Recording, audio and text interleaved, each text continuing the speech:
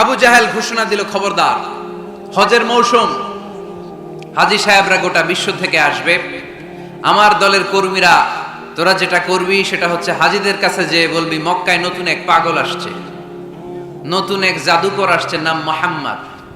নাউজুবিল্লাহ পড়বেন না? খবরদার হাজী সাহেবেরা, এই পাগলের কাছে যেও না। সব হাজিরা গোটা বিশ্ব থেকে এসে মক্কার মিনা প্রান্তরে তাঁবুর ভিতরে ঢুকেছে, আর আবু জাহেলের টিম মেম্বাররা সব তাঁবুর ভিতরে উকি মাইরা কয়, খবরদার, নতুন পাগল আইছে। সবাই কয়, নাম কি? কয়, মোহাম্মদ। নতুন পাগল এসেছে, নাম মোহাম্মদ। নতুন জাদুকর এসেছে, তার নাম মোহাম্মদ। খবরদার, তার কাছে যেও না, তার কথা শোনো না, শুনলে তোমরাও পাগল হয়ে যাবা, তোমরাও পাগল হয়ে যাবে। সে এত বড় জাদুকর, মুহাম্মদ সাল্লাল্লাহু আলাইহি ওয়াসাল্লাম এত বড় জাদুকর, তার জাদু দেখলে, তার কথা শুনলে হাজবেন্ড ওয়াইফের মধ্যে সম্পর্ক বিচ্ছিন্ন হয়ে যায়। সে এত বড় জাদুকর, তার কথা শুনলে বাবা আর ছেলের সম্পর্ক ছিন্ন হয়ে যায়। সে এত বড় জাদুকর, তার কথা শুনলে বন্ধু বন্ধু আলাদা হয়ে যায়। খবরদার হাজী সাহেবরা, তোমরা হজ করতে এসেছো করো, জমজমের পানি খাও আর খেজুর নিয়ে যাবা বাড়িতে, কিন্তু মুহাম্মদ সাল্লাল্লাহু আলাইহি ওয়াসাল্লামের কাছে যাওয়া যাবে না। আচ্ছা, আপনারা বুঝে শুনে উত্তর দেন। এই যে লক্ষ লক্ষ হাজী মিনার তাঁবুতে বসা, আর আবু জাহেলের লোকরা যে বলল নতুন জাদুকরের নাম মোহাম্মদ, তার কাছে যেও না, এই লক্ষ লক্ষ হাজীরা এর আগে জীবনেও মুহাম্মদ সাল্লাল্লাহু আলাইহি ওয়াসাল্লামের নাম শুনছে? তার মানে মুহাম্মদ সাল্লাল্লাহু আলাইহি ওয়াসাল্লামের নাম তাদের কানে পৌঁছে দেওয়ার দায়িত্ব আবু জাহেল নিজেই নিয়ে নিয়েছে। চিল্লায় এখন ঠিক কি না? অপপ্রচার প্রচার হয়ে গিয়েছে। আর সবাই মনে মনে ভাবে, কয় কি, এত বড় জাদুকর, হজ করি আর না করি এর না দেখা যাওয়া যাবে না। হজ তাড়াতাড়ি কোন রকম সাইরা এই জাদুকরের কাছে আগে যাব, দেখি কেমন জাদু দেখায়, দেখি কত বড় ম্যাজিশিয়ান, দেখি তো কত বড় পাগলের। কারণ আল ইনসানু হারিসুন আলা মা মুনিআ, মানুষকে যেটা নিষেধ করা হয় বেশি, মানুষ এটা করতে চায়। যদি বলি ওদিকে যাবি না, ওর বাপের কিরা ওদিকে যাবে, ঠিক কি না? এটা আমাদের স্বভাব, আমাদের খাসলা, আমাদের বৈশিষ্ট্য, যেটা আমাদেরকে নিষেধ করা হয় বেশি, ওটা করতে মন চায়। সব হাজিরা মনে মনে ভাবলো, আমরা যাব যাব, তোরা যতই বলিস না কেন যাব যাব, হজের পরে অবশ্যই যাব। দেখা গেল হজের পরে বিশ্বনবী মুহাম্মদুর রাসূলুল্লাহ সাল্লাল্লাহু আলাইহি ওয়াসাল্লামের বাড়ির সামনে বিশাল বড় গ্যাদারিং শুরু হয়েছে। সবাই লাইন ধরে দেখা করতে গেছে। দেখা করতে যে বিশ্বনবীর চেহারা দেখে প্রথম নজরেই সব পাগল। চাঁদের চেয়ে সুন্দর তুমি নবী আমার কামলিওয়ালা, চাঁদের চেয়ে সুন্দর তুমি নবী আমার কামলিওয়ালা, দুজা তুমি প্যারা নবী সাল্লে আলা, দু জাহানের বাদশাহ তুমি প্যারা নবী সাল্লে আলা, চাঁদের চেয়ে সুন্দর তুমি নবী আমার কামলিওয়ালা। সুবহানাল্লাহ পড়েন। এত সুন্দর চেহারা, বিষ্ণু ঈসা ইসলামের চেহারার মতো এরকম চেহারার মানুষ পৃথিবীতে আছে? দ্বিতীয়টা, অনেকে বলে সাইয়েদনা ইউসুফ আলাইহিস সালামের চেহারা নাকি বেশি সুন্দর। সুন্দর ঠিক, কিন্তু আমার নবীর চাইতে বেশি নয়। বিষ্ণু বলতেন, আনা মালিহুন ওয়া আখি ইউসুফু সাবিহুন, আমার ভাই ইউসুফ হচ্ছে সবিহ, সবিহ মানে সাদা সুন্দর ধবধবে, আর আমি হচ্ছে মালিহ, মালিহ মানে এসেছে মিলহন থেকে, মিলহন মানে লবণ, মানে লাবণ্যময় সুন্দর। আমার ভাই ইউসুফ নবী সাদা সুন্দর, আমি লাবণ্যময় সুন্দর। কোনটার দাম বেশি? লাবণ্যময় সুন্দরের দাম বেশি। সাইয়েদনা ইউসুফ আলাইহিস সালামের চেহারা দেখে মিশরের মেয়েরা লেবু কাটতে যে বা কমলা কাটতে যে, আনার কাটতে, কমলা কাটতে যে আঙ্গুল কেটে ফেলেছিল। কোরআন তার সাক্ষী, ওয়া কাত্তা'না আইদিয়াহুন।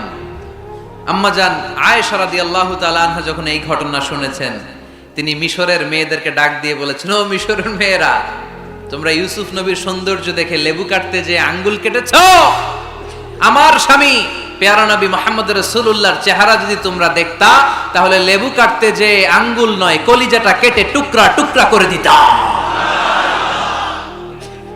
আবার আম্মাজান আয়েশা বলতো, লাকুম শামসুন ওয়া লানা শামসুন, তোমাদের জন্য একটা সূর্য আছে, কিন্তু আমি আয়েশার জন্য আলাদা একটা সূর্য আছে। তোমাদের সূর্যটা প্রতিদিন সকালবেলা পূর্ব আকাশে উদিত হয়ে গোটা দুনিয়াটারে আলোকিত করে দেয়, আর আমার সূর্যটার নাম হলো মুহাম্মদ সাল্লাল্লাহু আলাইহি ওয়াসাল্লাম। মসজিদে নববীতে এশার নামাজের পরে আমার সূর্যটা আমার ঘরে উদিত হয়।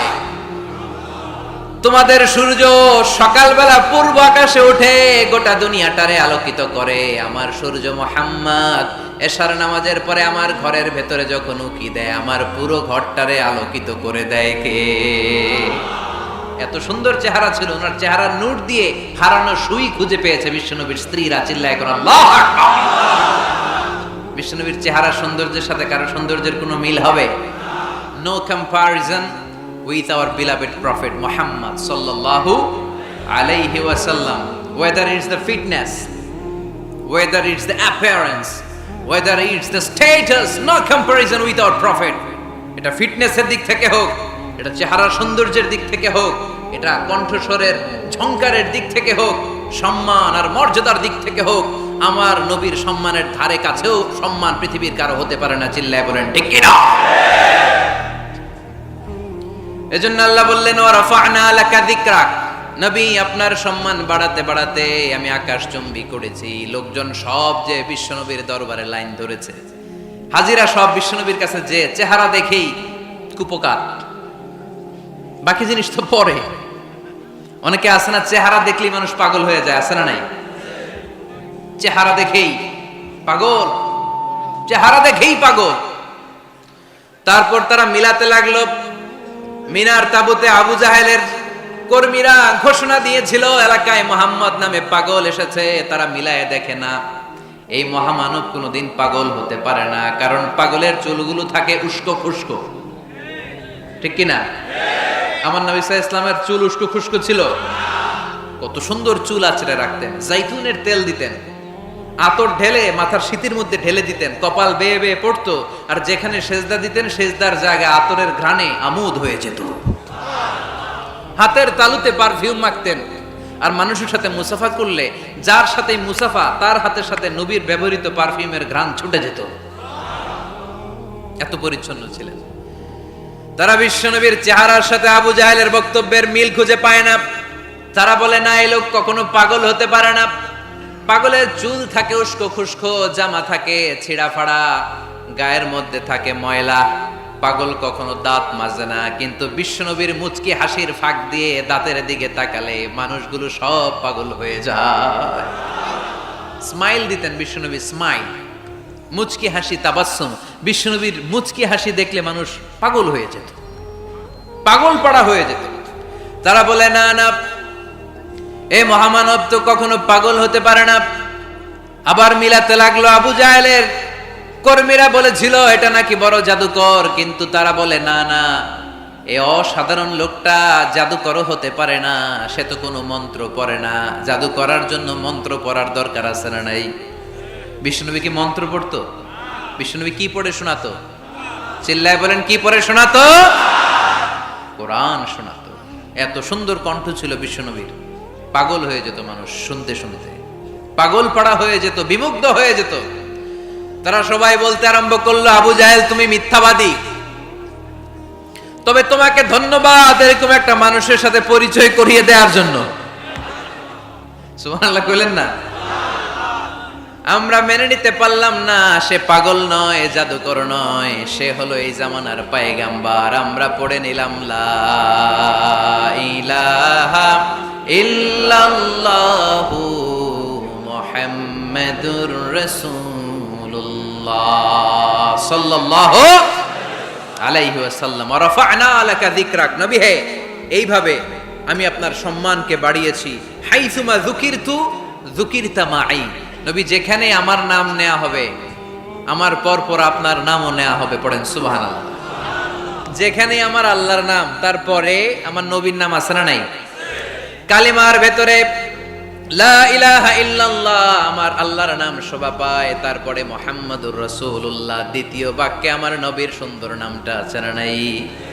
কালেমার মধ্যে প্রথমে আল্লাহর নাম, তারপরে নবীর নাম। হাইসুমা যুকিরতু যুকিরতা মাই, নবী কিভাবে আপনার মর্যাদা আমি বাড়াবো জানেন? যেখানেই আমি ওইখানেই আপনি, যেখানে আমার নাম নেওয়া হবে তারপরেই সৃষ্টিকুলের মধ্য থেকে শুধু আপনার নাম নেওয়া হবে। সুবহানাল্লাহ পড়েন। আপনার উম্মতেরা গোটা বিশ্বে সালাত আদায়ের জন্য আজান দিবে, আজানের প্রথম 4 বাক্যে আমি আল্লাহর বড়ত্ব, আল্লাহু আকবার। তারপরের 2 বাক্যে আমি ছাড়া কোনো ইলাহা নাই, এটার সাক্ষ্য দেয়া হবে। তারপরের 2 বাক্যে সবাই সাক্ষ্য দিতে বাধ্য, আপনি ছাড়া দুনিয়ায় আর কোনো শেষ রাসূল নাই। তার মানে আজানের মধ্যেও আমার আল্লাহর নামের পরে আমার নবীর নাম আছে না নাই? এরপর আমরা একামত দিয়ে জামাত শুরু করি। এই জামাতের আগে যে একামতটা দেই, এই একামতেও আল্লাহর নামের পরে আমার নবীর নামটা আছে না নাই? আল্লাহু আকবার, আল্লাহু আকবার, আশহাদু আন লা ইলাহা ইল্লাল্লাহ, আশহাদু আন্না মুহাম্মাদার রাসূলুল্লাহ সাল্লাল্লাহু। তার মানে আজানে আমার নামের পরে আপনার নাম, একামতে আমার নামের পরে আপনার নাম। নামাজের শেষে যখন আমরা শেষ বৈঠকে বসি, সেখানে বিশ্বনবীর উপর দুরূদ আছে না নাই? তার মানে সব জায়গায় বিশ্বনবীর নাম নেয়াকে আবশ্যক করে দিয়েছে কে? নবী। হে, এই গোটা বিশ্বের ভেতরে সূর্য উঠবে, সূর্য ডুববে, শীত যে গ্রীষ্ম আসবে, দিন যে রাত আসবে, এক মুহূর্তের জন্য আপনার নামের আলোচনা থামবে না। চিল্লায় বলো ঠিক কি না? রাফা'না লাকা যিকরাক, I have dignified your status very high, very high। অনেক উপরে নিয়েছি, আকাশ বাতাস ছাপিয়ে, 7 আকাশ কাঁপিয়ে আরশ পর্যন্ত আমি আপনার মর্যাদাকে বুলন্দ করেছি। এই পৃথিবীতে যত আসমানি কিতাব এসেছিল, সবগুলো আসমানি কিতাবে বিষ্ণুনবীর নাম উল্লেখ করেছে কে? তার মানে তাওরাতের ভেতরে বিষ্ণুনবীর নাম আছে না নাই? ইনজিলে, জাবুর, সুহুফে ইব্রাহিম, সুহুফে মূসা, আল্লাযী ইয়াজিদুনাহু মাকতুবান ইনদাহুম ফিত তাওরাতি ওয়াল ইনজিল। ইহুদিরা খ্রিস্টানরা বিষ্ণুনবীর মানতে চাইতো না। তারা বলতো, মুহাম্মদ তোমার নাম তো আমাদের কিতাবে নাই। বিষ্ণুনবী বললেন পড়ো। তারা পড়তে পড়তে বিষ্ণুনবীর জায়গাটা লুকিয়ে রাখতো, যেখানে বিষ্ণুনবীর নাম ওরা এইভাবে ধরে রাখতো। বিষ্ণু ইসা ইসলাম এক সাহাবাকে বললেন, আমি তো ওদের ভাষা বুঝি না, তুমি ওদের ভাষা বুঝে দেখো কোন জায়গায় চোরামিটা করে। প্রতিটা কিতাবের প্রতিটা পাতায় পাতায় বিষ্ণুনবীর নাম আছে না নাই? সাইয়েদনা আদম আলাইহিস সালাম থেকে শুরু করে ঈসা আলাইহিস সালাম পর্যন্ত যত নবী এসেছে, সব নবী সুসংবাদ দিয়েছে যে একজন নবী আসবে, যেই নবী আসার মধ্য দিয়ে এই আম্বিয়া আলাইহিমুস সালাম পৃথিবীতে আসার যে ধারাবাহিকতা, এই সিলসিলা, এই চেইনকে আল্লাহ তাআলা কাট অফ করে দিবে। সাইয়েদনা আদম তার বংশধরদেরকে বলেছে, নূহ আলাইহিস সালাম তার প্রজন্মকে বলেছে, ইব্রাহিম আলাইহিস সালাম তার জেনারেশনকে বলেছে, মূসা আলাইহিস সালাম বনি ইসরাইলকে শুনিয়েছে। সর্বশেষ সাইয়েদনা ঈসা আলাইহিস সালাম এসে বলেছে, ইয়াতি মিন বাদি ইসমুহু আহমদ, আমার পরে এমন এক নবী আসবে তার নাম, চিল্লায় বলেন, আহমদ বড় বিশ্বস্ত, সে কোন বন্ধু বলো বেশি বিশ্বস্ত, সে কোন বন্ধু বলো বেশি বিশ্বস্ত, কার কাছে মন খুলে দেয়া যায়, কার কাছে প্রাণ খুলে বলা যায়, হওয়া যায় অতি আশ্বস্ত, তার নাম আহমদ বড় বিশ্বস্ত। সুবহানাল্লাহ পড়েন। ইয়াতি মিন বাদি ইসমুহু আহমদ, আমার পরে এমন এক নবী আসবে তার নাম হবে আহমদ। এই নবীর পরে আর কোন নবী আছে? চিল্লায় বলেন, লা নবিয়্যা বাদি ওয়ালা রাসূলা, আমার পরে কোনো নবীও নাই, আমার পরে কোনো রাসূলও নাই। তবে আমার পরে যদি নবী হওয়ার যোগ্যতা কারো থাকে, আমার ওমরে ফারুক নবী হওয়ার যোগ্যতা রাখে। কোন নবী নাই, খাতামুন নবিয়্যিন, আমার পরে কোনো নবী নাই। তার মানে বিশ্বনবীর জীবনে 3 নম্বর নিয়ামত হলো রাফা'না লাকা যিকরাক, মর্যাদা আমি বাড়াতে বাড়াতে বাড়াতে বাড়াতে নবী অনেক উপরে নিয়েছি। আবার আল্লাহ আমাদেরকে ডেকে বললেন, ও ইমানদার বান্দারা শোনো, আমি স্বয়ং আল্লাহ তাআলা আমার ফেরেশতা বাহিনী নিয়ে এই নবীর উপরে স্বয়ং আমি দুরূদ পড়ি। ইন্নাল্লাহা ওয়া মালাইকাতাহু ইউসাল্লুনা আলান নবী ইয়া আইয়ুহাল্লাযীনা আমানু সাল্লু আলাইহি ওয়া সাল্লিমু তাসলিমা। পড়েন আল্লাহুম্মা সাল্লি আলা মুহাম্মদ ওয়া আলা আলি মুহাম্মদ কামা সাল্লাইতা আলা ইব্রাহিম ওয়া আলা আলি ইব্রাহিম ইন্নাকা হামিদুম মাজিদ।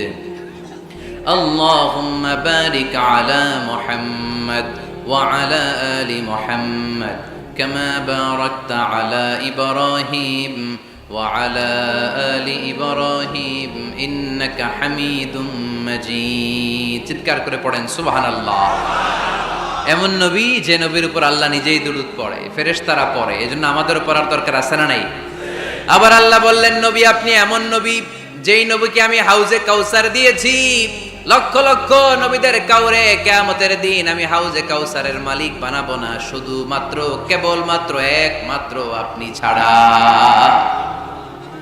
ইন্না আ'তাইনাকাল কাউসার ফাসাল্লি লিরাব্বিকা ওয়ানহার ইন্না শানিআকা হুয়াল আবতার। সুবহানাল্লাহ পড়েন।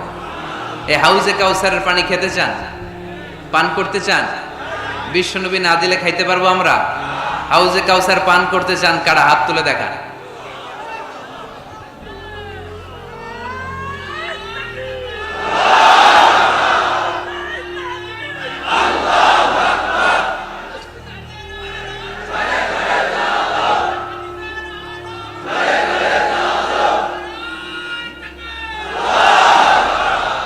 আহলা মিনাল আসাল, হাউজে কাউসারের পানি মধুর চেয়েও মিষ্টি। আবরাদু মিনাস সালজ, বরফের চাইতেও ঠান্ডা। আবিয়াদু মিনাল লাবান, দুধের চাইতেও সাদা। মান শারিবা মিনহা শারবাতান লাম ইয়াজমা আবাদা, এক ঢোক হাউজে কাউসারের পানি যে খাবে চিরকালের জন্য তার গলার তৃষ্ণা মিটে যাবে। ওই হাউজে কাউসার বিশ্বনবীকে দিয়ে বিশ্বনবীর মর্যাদা বাড়িয়েছে কে? আবার আল্লাহ বললেন নবী পৃথিবীর অনেক নবীকে আমি নৈতিক বিজয় দান করেছি, কিন্তু সবাইকে আমি রাজনৈতিক বিজয় দান করি নাই। আপনাকে আমি এমন নবী করে দুনিয়ার বুকে পাঠিয়েছি, আপনাকে আমি নৈতিক বিজয় দান করেছি, পাশাপাশি রাজনৈতিক বিজয়ও দান করেছি। সুবহানাল্লাহ। বিশ্বনবী একাধারে যেমনি মসজিদে নববীর ইমাম ছিলেন, পাশাপাশি মদিনার রাষ্ট্রের প্রেসিডেন্ট ছিলেন, ঠিক কিনা? তার মানে ইমাম বা নেতা এমন হওয়া দরকার যে নামাজও পড়াতে পারে আবার সমাজও শাসন করতে পারে, ঠিক কিনা? এমন নেতার দরকার আছে না নেই? এজন্য বিশ্বনবী বললেন রব্বি আদখিলনি মুদখালা সিদকিন ওয়া আখরিজনি মুখরাজা সিদকিন ওয়াজআলনি মিন লাদুনকা সুলতানান নাসীরা। ও আল্লাহ আপনি আমারে সত্যতার সাথে মক্কায় রাখেন, বের করলেও সত্যতার সাথে বের করেন, আর আপনি আমাকে বিজয়ী শক্তি দান করেন। বিজয়ী শক্তি, রাজনৈতিক শক্তি বিশ্বনবী আল্লাহ তাআলার কাছ থেকে দোয়া করে চেয়ে নিয়েছেন। চিল্লায় বলেন ঠিক কিনা? রাজনৈতিক শক্তির দরকার আছে না নাই? দরকার আছে। তা আস্তে করে বললেন কেন? রাজনৈতিক শক্তি থাকার দরকার আছে না নাই? দেখেন বাংলাদেশ সৃষ্টি হয়েছে কত সালে বলেন? কত সাল? বাংলাদেশের বার্থডে কবে? 1971-এ। এই 71 সালের পর থেকে আমাদের বাংলাদেশে সুদ আছে না নাই? কিন্তু সুদের বিরুদ্ধে ওয়াজ আছে না নাই? আলেম ওলামারা আজীবন সুদের বিরুদ্ধে ওয়াজ করছে। আমরা ওয়াজ আগে করতাম, এখন করতেছি, সামনেও করব, মাগার সুদ মরবে না। এর কারণ যেটা আইন করে প্রণয়ন করা হয় ওইটা ওয়াজ করে মারা যায় না, ওইটারে আইন করে নষ্ট করতে হয়। চিল্লায় বলেন ঠিক কিনা? আমি সারা জীবন সুদের বিরুদ্ধে ওয়াজ করলে সুদ যাবে না, কিন্তু দেশনেত্রী মাননীয় প্রধানমন্ত্রী যদি কালকে ঘোষণা দেয় বাংলাদেশের কোনো ব্যাংকে ব্যাংকিং ফিনান্সিয়াল ট্রানজাকশনে কোনো সুদ চলবে না, তার পরের দিন থেকে বাংলাদেশে কোনো সুদ থাকবে না। চিল্লায় বলেন ঠিক কিনা? এজন্য সাইয়েদনা ওমর ফারুক বলতেন ইন্নাল্লাহা লা ইয়াযাউ বিল কুরআন মা ইয়াযাউ বিস সুলতান। আল্লাহ মাঝে মাঝে ক্ষমতার মাধ্যমে এমন কিছু করে যেটা আল্লাহ কোরআনের মাধ্যমেও করে না। চিল্লায় বলেন ঠিক কিনা? কালকে যদি ঘোষণা হয়ে যায় 5 ওয়াক্ত নামাজ যদি না পড়া হয় 5 বের, কয় বের?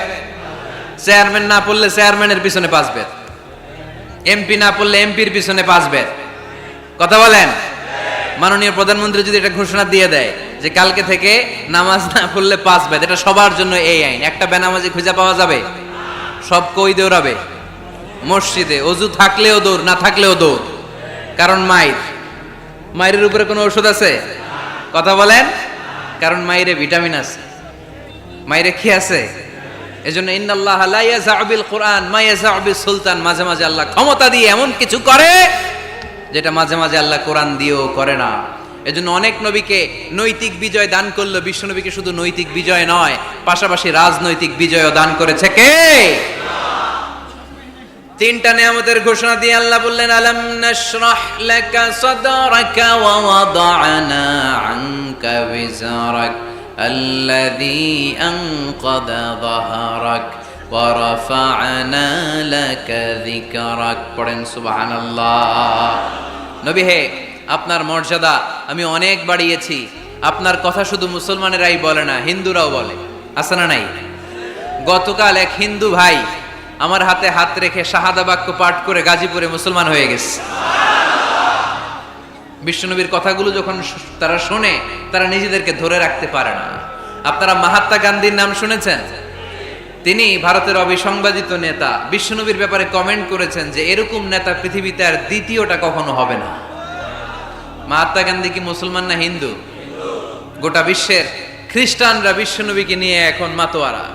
মাইকেল এইচ হার্ট, খ্রিস্টান, একটা বই লিখে গোটা বিশ্ব কাঁপিয়েছেন, দি 100 ranking of the most influential people and person in the world. পৃথিবী কাঁপানো 100 জন মনীষীর জীবনী নিয়ে একটা বই তিনি করেছেন। এই 100 জন মনীষীর জীবনীর মধ্যে যাকে নাম্বার 1 তিনি